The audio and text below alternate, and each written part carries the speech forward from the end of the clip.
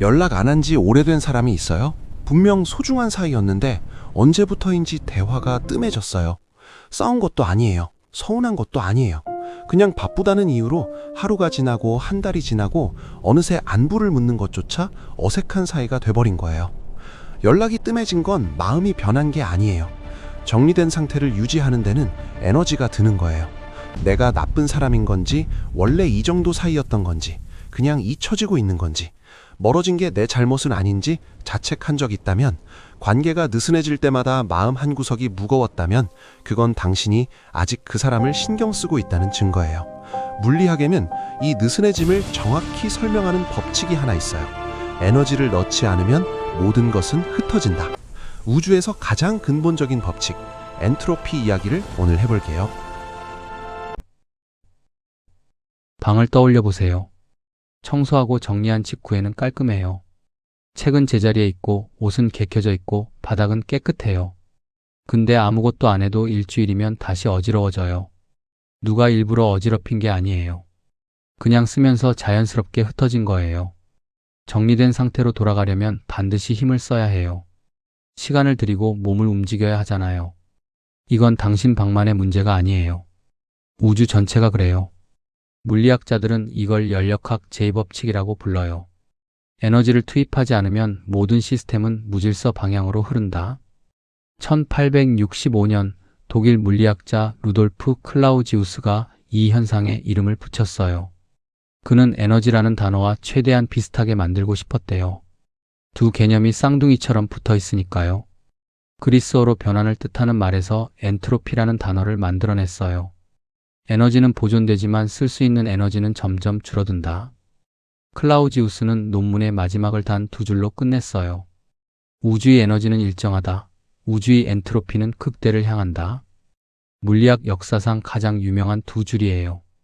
첫 번째 문장은 무언가가 사라지지 않는다는 뜻이고, 두 번째 문장은 그것이 점점 쓸모 없어진다는 뜻이에요. 뜨거운 커피와 차가운 우유를 섞으면 미지근한 커피가 되잖아요. 그 미지근한 커피가 저절로 다시 뜨거운 커피와 차가운 우유로 나뉘는 건 불가능해요. 섞이는 건 자연스럽지만 분리되려면 외부에서 힘을 넣어야 하거든요.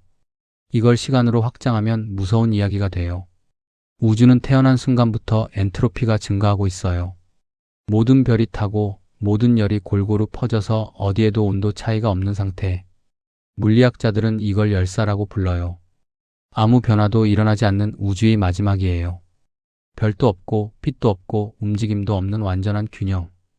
균형이라는 말이 평화롭게 들리지만 물리학에서 완전한 균형은 죽음이에요. 변화가 멈추니까요. 여기서 꼭 짚고 넘어가야 할 게 있어요. 당신의 심장이 뛰고 혈액이 돌고 체온이 36.5도로 유지되는 것. 이 모든 게 엔트로피에 맞서는 거예요. 살아있다는 건 주변보다 질서가 높은 상태를 유지하고 있다는 뜻이거든요. 생명 자체가 무질서에 대한 저항이에요. 당신이 숨쉬고 먹고 자는 행위 하나하나가 무너지지 않으려는 투입이에요. 아무것도 안 하고 있는 것 같아도 살아있는 것 자체가 이미 엄청난 일을 하고 있는 거예요.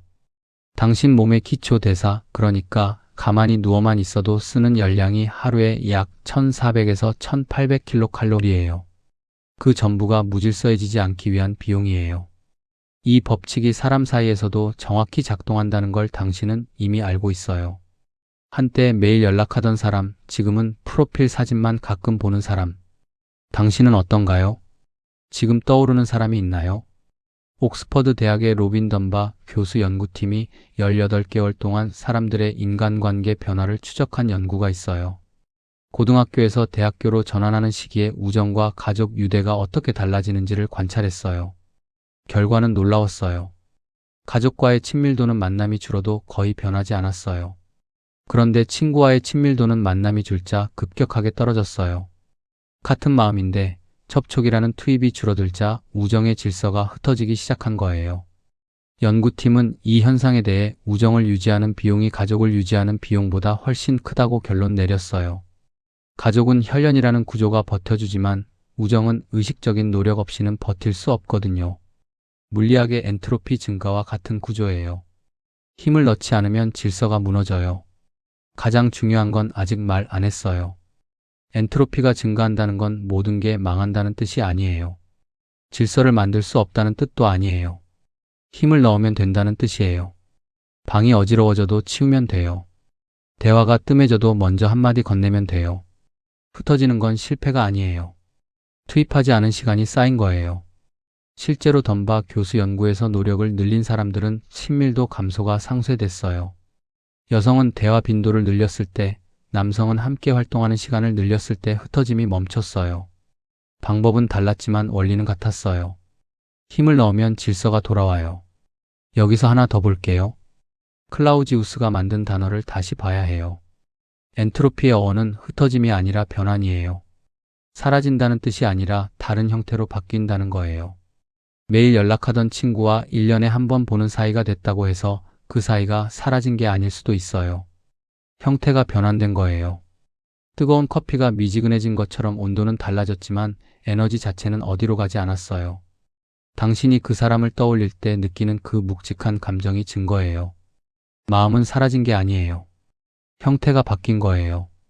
살아있는 모든 것은 흩어짐에 맞서 싸우고 있어요. 세포가, 심장이, 당신이. 사람 사이도 다르지 않아요. 느슨해지는 게 자연이고 붙잡으려면 힘이 드는 게 당연한 거예요. 멀어졌다고 자책하지 마세요. 그건 당신이 나쁜 사람이어서가 아니에요. 우주의 법칙이에요. 혹시 이 영상을 보면서 떠오른 사람이 있다면 이름을 댓글에 적지 않아도 괜찮아요. 마음속으로 한번 불러보세요. 오늘 밤 오래 연락 못한 사람에게 먼저 메시지 하나 보내보세요. 거창한 말 필요 없어요. 갑자기 생각나서 그 한마디면 돼요. 그게 흩어짐에 맞서는 방법이에요. 느슨해지는 건 당신이 게으른 게 아니에요. 유지하는 것 자체가 힘이 드는 일이에요. 그리고 그 힘을 쓸 만한 사람이 있다는 건 당신에게 아직 지킬 것이 있다는 뜻이에요. 다음에도 당신 안의 우주 이야기를 가지고 올게요. 좋아요와 구독, 그게 우리 사이의 엔트로피를 막아주는 힘이에요.